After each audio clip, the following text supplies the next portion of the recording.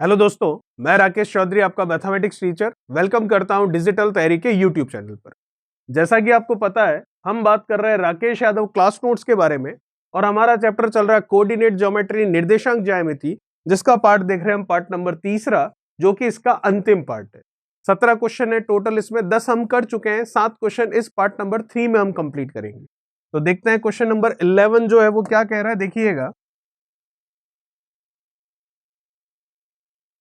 Question number 11 आपको कह रहा है find the area of the figure bounded by mod x plus mod y is equals to 4। तो सबसे पहले तो ये देख लेते हैं, ये जो मोड है, इस मोड का मतलब क्या होता है। मोड का मतलब ये होता है अंदर जो वैल्यू है वो ऑलवेज क्या रहेगी, पॉजिटिव ही रहेगी, हमेशा उसका मान धनात्मक ही होगा। नेगेटिव होगी तो भी मोड हटते ही वो क्या बन जाएगा, प्लस का बन जाएगा, पॉजिटिव बन जाएगा। चलिए, तो फिर अगर इसके लिए हम देखें, इसको करने के दो तरीके, एक तो डायरेक्ट आप कर सकते हैं, वो क्या है वो भी अभी मैं समझा दूंगा, और एक पूरा मेथड से डायग्राम बनाकर कैसे करेंगे वो भी हम देख लेते हैं। तो मोड हटेगा तो क्या क्या कंडीशन हो सकती है, x plus y equals to 4, equals to तो 4 ही रहेगा क्योंकि मोड है इसलिए। फिर माइनस एक्स हो सकता है, प्लस वाई हो सकता है तो भी 4 ही रहेगा क्योंकि मोड है इसलिए। x माइनस वाई हो सकता है तो भी 4 ही रहेगा, या दोनों ही माइनस हो तो भी क्या रहेगा, 4 ही रहेगा। तो ये चार आपके सामने समीकरण निकल कर आई है। तो इन चारों में आप क्या करेंगे, x और y की वैल्यूज जो है वो रखेंगे, x 0 रखेंगे, y मिलेगा, y 0 रखेंगे, x मिलेगा, कुल मिलाकर आपको यहाँ से पॉइंट मिल जाएंगे। तो वो जो बिंदु मिलेंगे उनको हम यहाँ डायग्राम में बनाएंगे इस तरह से। कौन कौन से पॉइंट मिलेंगे, यहाँ पर मिलेगा आपको क्या, यहाँ पर मिल जाएगा 4,0, यहाँ पर मिलेगा आपको क्या 0,4, यहाँ पर मिल जाएगा नेगेटिव एक्सिस है, यहाँ पर x की ये x डैश है, ये y है, ये y डैश है और ये x है। ठीक है, यहाँ पर आपको मिल जाएगा क्या, x है -4,0 और यहाँ पर आपको मिल जाएगा क्या 0,-4। इन्हीं से मिलने वाले हैं ये चारों के चारों। चलिए, आप वैल्यू रखेंगे जैसा कि हम अभी तक रखते हुए आए थे, तो उससे आपको ये 4 पॉइंट मिल जाएंगे। तो इन के द्वारा जो बाउंडेड एरिया है उसका आपको क्षेत्रफल एरिया पूछा है, तो निकाल लेते हैं। पहले तो हम देख लेते हैं वो डायग्राम क्या होगा, वो एरिया कौन सा होगा, इस तरह से होगा। ठीक है, तो ये जो आपको दिख रहा है एक तरह से, ये है आपका एक वर्ग, एक स्क्वायर। तो वर्ग की भुजा अगर हमें पता हो तो इस वर्ग का क्षेत्रफल जो है, एरिया जो है वो निकाला जा सकता है। तो इस वर्ग की भुजा कैसे निकलेगी अभी देख सकते हैं। ये कितना है 90, तो इसका मतलब ये यहां से यहां तक कितना है, ये है बिल्कुल कितना 4, ये यहां से यहां तक कितना है, ये भी कितना है 4। तो हम देखें तो ये एक राइट एंगल ट्राइंगल बन रहा है, एक समकोण त्रिभुज बन रहा है। तो हमें लंब पता है, आधार पता है, तो कर्ण निकाल सकते हैं पाइथागोरस प्रमेय से। तो वो क्या हो जाएगा, कर्ण बराबर स्क्वायर रूट ऑफ, हम क्या करेंगे यहाँ पर लंब स्क्वायर प्लस आधार स्क्वायर, 4 का स्क्वायर 16 प्लस 4 का स्क्वायर 16, 16 और 16 कितना हो गया 32।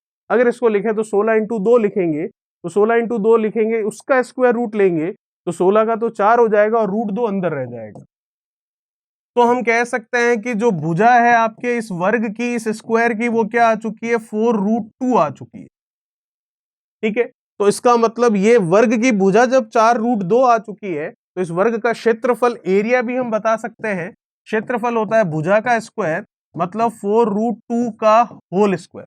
तो 4 का स्क्वायर आपको पता है 16, √2 का स्क्वायर कितना 2, 16 इंटू 2 कितना आ गया आंसर 32, 32। ये हो गया इस क्वेश्चन का आंसर।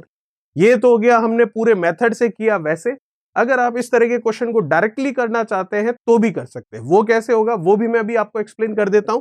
ये हुआ हमारा पूरा मेथड से। चलिए बात करते हैं अब इस तरह के क्वेश्चंस को हम डायरेक्टली कैसे करेंगे। देखिएगा, इसके लिए आपको एक नोट ध्यान रखना पड़ेगा, और वो नोट क्या है देखिएगा। एक तरह से याद ही रखना आपको, जब कभी भी mod x plus mod y is equals to k हो, और इससे बाउंडेड एरिया जो है, इससे बाउंडेड जो भी आपका डायग्राम बने उसका एरिया पूछे, तो वो एरिया हम डायरेक्टली बता देते हैं क्या होता है, 2k² होता है। ये 2k का मान अगर हम देखें तो कितना है 4, तो 4 का स्क्वायर 16, उसका डबल किया 32, बिल्कुल यही हमारा आ रहा था पूरे मेथड से भी। तो अगर ये नोट याद रखेंगे हम, तो हम कह देंगे कि इसका आंसर डायरेक्ट होगा 2k²। और जो क्वेश्चन है उसमें अगर हम कंपेयर करें तो k की वैल्यू कितनी है 4, तो 4 का स्क्वायर 16, उसका डबल 32 आ गया। एक और पॉइंट इसमें याद रख सकते हैं हम, दूसरा पॉइंट ये कि अगर अभी तो मोड x और y दोनों के साथ है, इन केस अगर मोड केवल x या केवल y के साथ हो तो कैसे काम चलेगा, जैसे कि मोड x प्लस y है इक्वल्स टू k है, या फिर x प्लस मोड y है इक्वल्स टू k है, तो फिर क्या होगा इसका आंसर, तो इसका एरिया जो होगा उस समय केवल और केवल क्या होगा, के स्क्वायर होगा, 2 नहीं आएगा आगे। ठीक है, चलिए ये दो चीजें आपको ध्यान रखनी है अगर आपको एक सेकंड में इस तरह के क्वेश्चन का आंसर करना है तो। बात करते हैं नेक्स्ट क्वेश्चन, क्वेश्चन नंबर 12 के बारे में।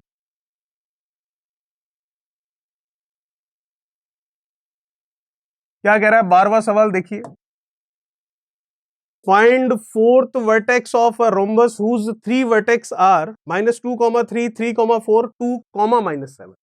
मतलब किसी सम चतुर्भुज का चौथा निर्देशांक मतलब चौथा शीर्ष बिंदु क्या होगा अगर उसके 3 शीर्ष बिंदु हमें दे रखे हैं। तो बनाते हैं पहले इसके लिए डायग्राम। इस तरह का होगा, सम चतुर्भुज है मतलब जिसकी चारों भुजाएं आपस में क्या हो, एक समान। ऐसा भी बना सकते हैं या फिर इस तरह से भी, कैसे भी बना सकते हैं।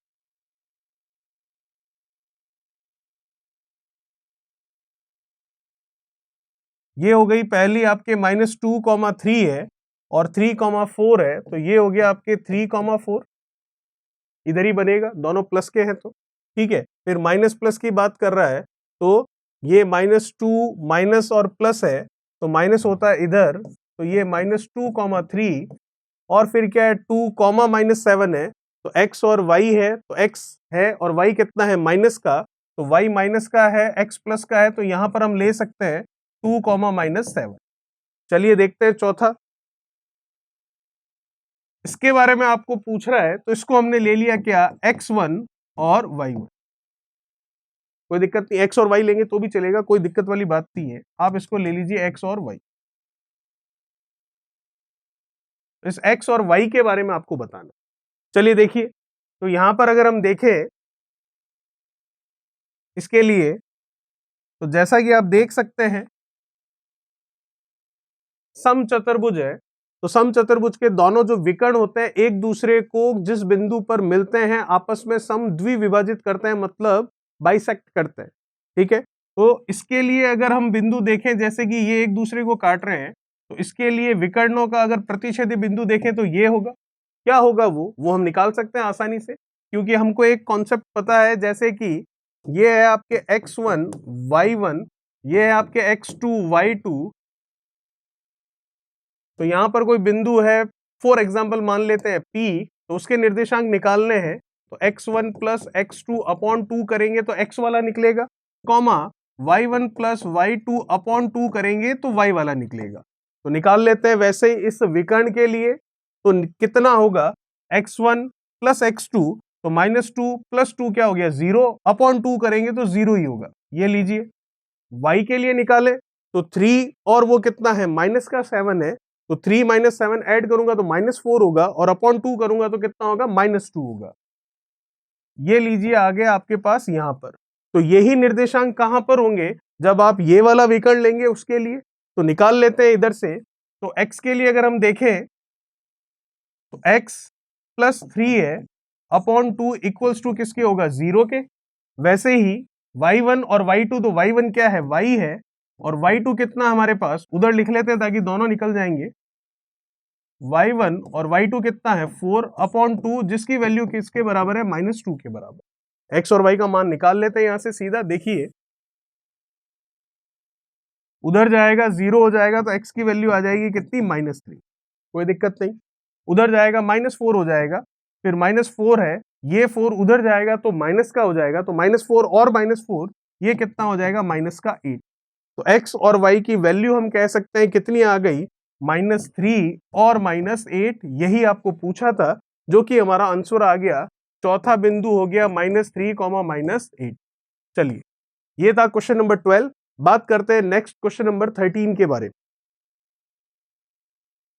क्या कह रहा है आपको 13वां सवाल, find the ratio in which y axis intersect the line P Q line आपको गिवन है, p और q के आपको कोऑर्डिनेट्स भी गिवन है, तो हमको ये बताना है कि किस अनुपात में y एक्सिस जो है इसको इंटरसेक्ट करेगी। तो उसके लिए पहले हमको क्या समझना है, जैसा कि मैंने कहा था, हम जैसे जैसे आगे जाएंगे और जो चीजें हमारे समझने के लिए होगी उनको हम देखते हुए चलेंगे। तो देखिएगा, जैसे कि ये कोई लाइन है, अभी उस क्वेश्चन के बारे में बात नहीं कर रहे, ये लाइन है ए और बी, इसके निर्देशांक हो गए x1 y1 और इसके निर्देशांक हो गए x2 y2। ठीक है, इनको यहां पर कोई पॉइंट है जो क्या कर रहा है, k और 1 के रेशियो में क्या कर रहा है, इनको डिवाइड कर रहा है। तो इस पॉइंट के लिए अगर हम देखें, इसको मान लेते हैं हम P, जिसके निर्देशांक है x, y। तो अगर आपको x निकालना और आपको y निकालना है तो हम कैसे निकालेंगे, नीचे तो आएगा k+1 जिस रेशियो में ये डिवाइड हो रहा है वो, और ऊपर आएगा x1 प्लस kx2, और y के लिए आएगा y1 प्लस ky2। ठीक है, ये आपको फॉर्मूला पता रखना है तो हमारा इस तरह का क्वेश्चन आराम से निकल जाएगा। कैसे, अब इसको देखें, इसी क्वेश्चन के लिए हम बात करें। देखिएगा, ये लाइन दे रखी है, यहां पर कोई पॉइंट मान लिया हमने P, जिसके निर्देशांक हमने मान लिए x, y। तो वो क्या होंगे x, y, इसी फॉर्मूले से देखेंगे हम। तो x, y है तो x, y, x क्या होगा, x होगा आपके x1 जो कि कितना है -3 प्लस k, क्योंकि k और 1 के रेशियो में ये करेगा इसलिए k हम ले रहे, k फिर क्या x2 जो कि कितना है 7 अपॉन k+1, कोई दिक्कत। दूसरा लेते हैं y, वो क्या होगा, बिल्कुल y1 कितना है 7 प्लस k y2 जो कि कितना है 5 अपॉन k+1। अब देखिए, इसमें नई चीज ये है हमको कि हमको यहाँ पर एक बात बोली गई है और वो बोली गई है कि y एक्सिस। तो y एक्सिस पर हमको पता है कि y एक्सिस पर अगर हम बात करें तो x का मान क्या होता है 0, तो ये x का मान किसके बराबर होगा 0 के, क्योंकि क्वेश्चन कह रहा है y एक्सिस पर है। तो यहां से हम k का जो रेशियो जो पूछ रहा है वो हमारा निकल जाएगा। तो इसको 0 के इक्वल करेंगे तो k+1 का 0 से मल्टीप्लीकेशन क्या होगा, 0 ही होगा। तो ये क्या रहेगा, ये आपके आगे आ जाएगा किस तरह से, -3 plus 7k is equals to कितना 0। तो -3 है, माइनस का 7k उधर गया, माइनस से माइनस गया तो k आ गया 3/7। तो k की वैल्यू आई है 3/7, लेकिन हमें तो ये जो रेशियो था वो निकालना है। कौन सा रेशियो, जिस रेशियो में ये लाइन इस P बिंदु के द्वारा जो है इंटरसेक्ट की गई है। तो ये k रेशियो 1 है, तो k की वैल्यू तो आ चुकी है कितनी 3/7, तो हमारा आंसर भी आ गया। किस तरह से, देखिए इधर k रेशियो 1 में डिवाइड किया है, आप देख पा रहे हैं k रेशियो 1 है, k की वैल्यू कितनी है 3/7, लिख लीजिए 3/7 रेशियो 1, तो 3/7 जो है हमारे इस क्वेश्चन का आंसर हो जाएगा। ये था हमारा क्वेश्चन नंबर 13। बात करते हैं नेक्स्ट क्वेश्चन नंबर 14, 14 के बारे में।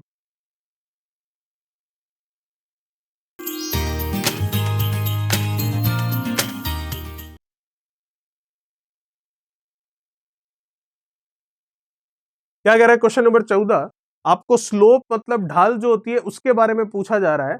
तो जब कभी भी, जैसा कि मैंने कहा, जैसे जैसे जरूरत होगी उन चीजों को हम साइड में पढ़ते हुए चलेंगे। जब कभी भी आपको लाइन दे रखी हो और उसके लिए स्लोप पूछे तो वो हमेशा होती है y बराबर mx प्लस c। ठीक है, क्या होती है फिर से देख लीजिए, y बराबर mx प्लस c। जो m होगा वही आपकी क्या होगी, यहाँ पर स्लोप होगी। तो इसका मतलब जो इक्वेशन दे रखी है उसमें y को अकेला रखिए, बाकी सबको अलग एक साइड में भेज दीजिए, और जो x के साथ में होगा वो आपका स्लोप कहलाएगा। तो निकालते हैं इसके लिए, लेकिन यह स्लोप जो है थीटा जो है उस थीटा की वैल्यू पूछी है। तो जब m आ जाएगा, स्लोप आ जाएगी, तो वो tan थीटा के इक्वली होती है, तो आपका थीटा का मान भी आ जाएगा। चलिए देखते हैं, तो फिर करते हैं इसको। √3y minus 3x is equals to कितना है 5। ठीक है, तो √3y, y को अलग करना है तो ये लीजिए 5 प्लस कितना हो गया 3x, या फिर 3x प्लस 5 लिखेंगे तो भी चलेगा। तो ये लीजिए 3x प्लस क्या 5। ठीक है, यहाँ y निकालना है तो √3 नीचे चला जाएगा, तो 3x अपॉन √3 प्लस 5 अपॉन √3। कोई दिक्कत नहीं, ये और सरल हो रहा है, बिल्कुल हो रहा है। ऊपर 3 है तो 3 को मैं लिख सकता हूँ √3 इंटू √3। तो ऊपर 3 को √3 इंटू √3 लिखूंगा तो नीचे वाले √3 से एक √3 कट जाएगा, तो केवल √3 बचेगा। तो क्या ये जो अब है हमारे इस वाले फॉर्मेट में आया क्या? बिल्कुल, y बराबर एम एक्स प्लस सी, सी का मान है 5/√3, m का मान है √3, तो m जो होती है वही स्लोप होती है, तो इसका मतलब m जो है वो स्लोप है हमारी, जो कि कितनी है √3, और स्लोप जो होती है वो tan थीटा के इक्वल होती है, तो tan थीटा इक्वल्स टू √। अब थीटा में जो है √3 का मान कितने डिग्री पर होगा tan के लिए, वो हमें देखना है, तो वो होता है आपका कितने डिग्री पर, 60 डिग्री। तो थीटा ही पूछा था आपको, जो कि आ चुका है कितना, 60 डिग्री, और ये इस क्वेश्चन का आंसर हो गया। ठीक है, तो ध्यान रखना है जब लाइन के लिए पूछे तो y equals to m x plus c होता है स्लोप, और इसको हमने y इक्वल्स टू में एम एक्स प्लस सी वाले फॉर्मेट में लेकर आए, m की वैल्यू आई √3, और tan थीटा जो स्लोप इक्वल्स टू m होता है, तो यहां से थीटा आ गया कितना, 60 डिग्री। चलिए बात करते हैं नेक्स्ट क्वेश्चन, क्वेश्चन नंबर 15 के बारे में।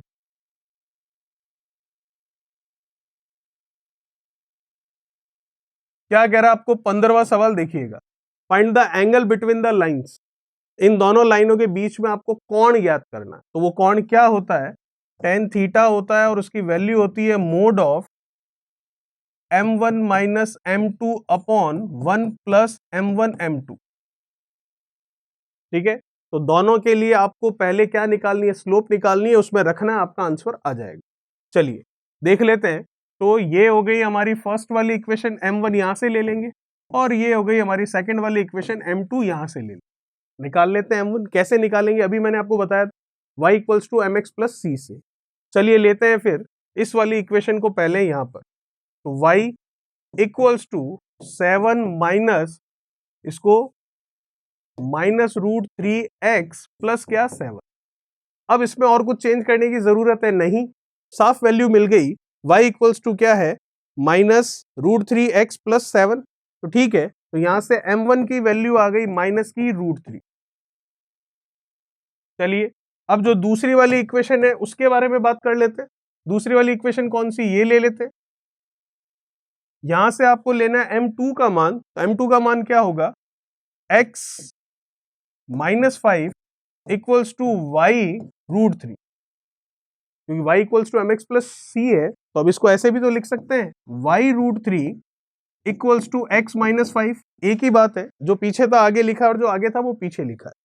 तो y की वैल्यू लेनी है, तो √3 नीचे चला गया, x अपॉन √3 और -5 अपॉन √3। क्या y बराबर एम एक्स प्लस सी वाले कॉन्सेप्ट में ये आया क्या, बिल्कुल आया। तो यहां से अगर m2 की वैल्यू मैं देखूं तो कितनी दिख रही है, जो x के साथ में, और x के साथ में कितना, 1/√3, तो m2 की वैल्यू भी आ गई 1/√3, और m1 की वैल्यू है आपके पास कितनी, √3। तो m1 और m2 दोनों आ चुके, ये √3 किसका है, माइनस का।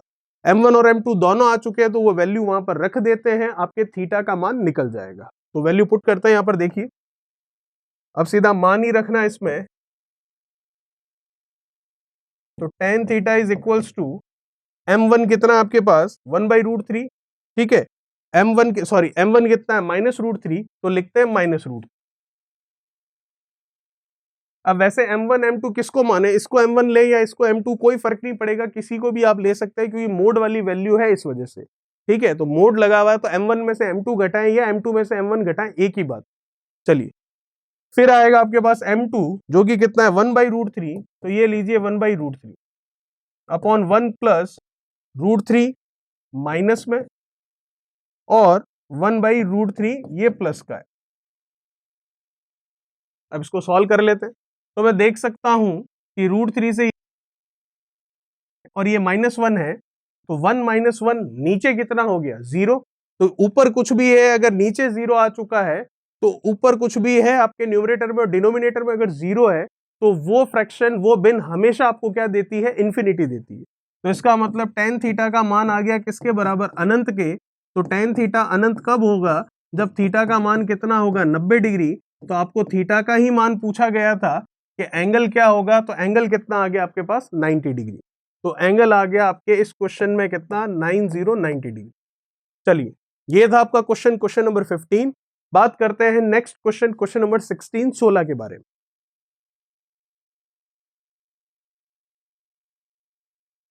क्या कह रहा है क्वेश्चन नंबर 16, देखिए, find the perpendicular distance between 4x plus 3y is equals to 16 and 8x plus 6y is equals to 18। कोई दिक्कत नहीं है। तो देखिएगा इसके लिए वही नोट लगाना पड़ेगा क्या कि ax plus by is equals to c1 और ax plus by आप देख पा रहे हैं x और y के कोएफिशिएंट यहां दोनों जगह सिमिलर है, इक्वल्स टू c2 हो तो जो ये परपेंडिकुलर डिस्टेंस कह रहा है वो किसके बराबर होती है, वो परपेंडिकुलर डिस्टेंस होती है c1 minus c2 upon root of a square plus b square की। ठीक है, चलिए तो अब निकालते हैं। इसके लिए दो लाइन दे रखी है, उनके बीच की परपेंडिकुलर डिस्टेंस निकालनी है। तो बात करते हैं क्वेश्चन की। कितना है 4x plus 3y is equals to 16, तो ये ax plus by is equals to c1 हो गया। ये 8x प्लस, इधर देख लेते हैं इसको, 8x plus 6y is equals to कितना है 18। लेकिन हमारा ये जो है नोट, ये तो ये कह रहा है x और y के कोएफिशिएंट सिमिलर होने चाहिए, लेकिन यहाँ तो 8 है, यहाँ 4 है, यहाँ 6 है, यहाँ 3 है, नहीं हो पा रहा। कर लेंगे अभी, क्योंकि ये 2 से कैंसिल हो रहा है। ये हो जाएगा कितना 9, ये हो जाएगा कितना 3 और ये हो जाएगा कितना 4। अब चेक कीजिए इस वाली इक्वेशन और इस वाली इक्वेशन को, क्या x और y के जो कोएफिशिएंट है a और b वो एक समान है या नहीं है। तो इसका मतलब c1 हो गया हमारे पास 16 और c2 हो गया हमारे पास कितना 9। अब आपको परपेंडिकुलर डिस्टेंस निकालनी है, लंबवत दूरी निकालनी है, तो वो लंबवत दूरी होगी c1 minus c2, 16 minus 9 upon root of a square plus b square. तो a क्या है 4 उसका स्क्वायर प्लस b कितना है 3 उसका स्क्वायर। 16 में से 9 कम कर लेते हैं, तो 16 में से 9 हमने कम कर लिया, तो 6 इधर और 3 इधर, कितना हो गया ये 7। 4 का स्क्वायर 16, 3 का स्क्वायर 9, 16 और 9 कितना हो गया 25, रूट 25 कितना हो गया 5। तो फाइनली हमने इसका आंसर कह दिया, कितना आ गया 7/5। ठीक है, चलिए ये था हमारा क्वेश्चन नंबर 16। बात करते हैं लास्ट क्वेश्चन, क्वेश्चन नंबर 17 के बारे में। देखिए उसके लिए नोट मैंने पहले से लिख के रखा हुआ है। क्या है वो नोट, देखिए, find the perpendicular distance from a vertex -3, 2 to the line 3x plus 4y is equals to 16। पिछले वाले क्वेश्चन में आपको परपेंडिकुलर डिस्टेंस पूछी थी दो लाइनों के बीच, यहां पर आपको परपेंडिकुलर डिस्टेंस पूछी है एक बिंदु और लाइन के बीच। तो जब बिंदु और लाइन के बीच में पूछे, ये हो गया बिंदु जिसके निर्देशांक हो गए x1 y1 और ये हो गई line ax plus by plus c equals to 0। तो जो परपेंडिकुलर डिस्टेंस, जो लंबवत दूरी होती है, वो mod of ax1 plus by plus c upon root of a square plus b square होती है। तो जैसा कि आप देख रहे हैं कि पॉइंट है आपके पास ये, तो ये हो गया x1 -3 और ये हो गया आपके पास y1 कितना 2। कोई दिक्कत नहीं, आप देख सकते हैं x1 y1 तो वैल्यू है हमारे पास। और ये इक्वेशन हो गई आपके ax plus by is equals to c वाली। तो ये इसलिए लिखा ताकि आपको ये सारी वैल्यूज आसानी से पता चल सके। तो एक बिंदु और एक लाइन के बीच की परपेंडिकुलर डिस्टेंस पूछी है तो निकाल सकते हैं, तो निकाल लेते हैं। देखिए कैसे निकलेगी, चलिए सीधा फॉर्मूला ही अप्लाई करना है तो कर लेते हैं। परपेंडिकुलर डिस्टेंस आपको पूछ रहा है,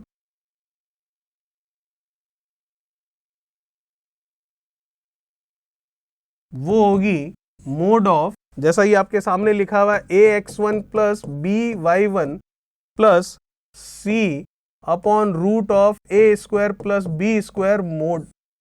ठीक है, तो वैल्यू रखनी है सीधी आप। मोड ऑफ a मैं देख पा रहा हूं कितना है 3, चलिए x1 मैं देख पा रहा हूं कितना है -3 प्लस b मैं देख पा रहा हूं कितना है 4, y1 मैं देख पा रहा हूं कितना है 2, फिर क्या है प्लस, ये लीजिए प्लस, और क्या है c मैं देख पा रहा हूं कितना है 16, फिर नीचे क्या आएगा root of a square plus b square. a देख पा रहा हूं मैं 3, उसका स्क्वायर कर लेंगे, b देख पा रहा हूं मैं कितना है 4, उसका स्क्वायर कर लेंगे। अब इसको सरल करना और कुछ भी नहीं है, तो 1 सेकंड में कर सकते हैं, कोई बड़ी बात नहीं है। 4 का 2 से गुणा कर लिया कितना 8, ठीक है, और ये 3 और -3 का गुणा हो गया कितना -9, -9 हो गया और ये 8 हो गया, तो कितना आ गया, ये आपके पास माइनस का 1, -1 और 16 प्लस का है तो ये आ गया 15। तो ऊपर तो वैल्यू आ गई कितनी, 15। नीचे कितना आएगा, 3 का स्क्वायर, 4 का स्क्वायर, 9 और 16 25, रूट 25 मतलब 5, तो नीचे आ जाएगा 5। और 15 और 5 पहले से ही प्लस में आए हैं तो मोड की जरूरत ही नहीं पड़ी। 15/5 आंसर कितना आ गया आपके पास, 3। तो जो परपेंडिकुलर डिस्टेंस है वो कितनी आ गई है, 3 आ गई है। ये था आपका क्वेश्चन नंबर 17, जो कि हमारे इस पार्ट का लास्ट क्वेश्चन था और हमारा जो चैप्टर है कोऑर्डिनेट ज्योमेट्री उसका भी लास्ट क्वेश्चन था। बात करेंगे नए वीडियो में नए चैप्टर के बारे में, जो कि आपका अंतिम चैप्टर रह गया है राकेश यादव क्लास नोट्स में से, और वो चैप्टर है आपका ज्योमेट्री ज्यामिति। उसके बारे में हम नए वीडियो में बात करेंगे। तब तक के लिए चैनल को सब्सक्राइब, वीडियो को लाइक, शेयर और कमेंट बॉक्स में कमेंट्स कीजिए। Thank you so much. Please like, share, subscribe digital तैयारी।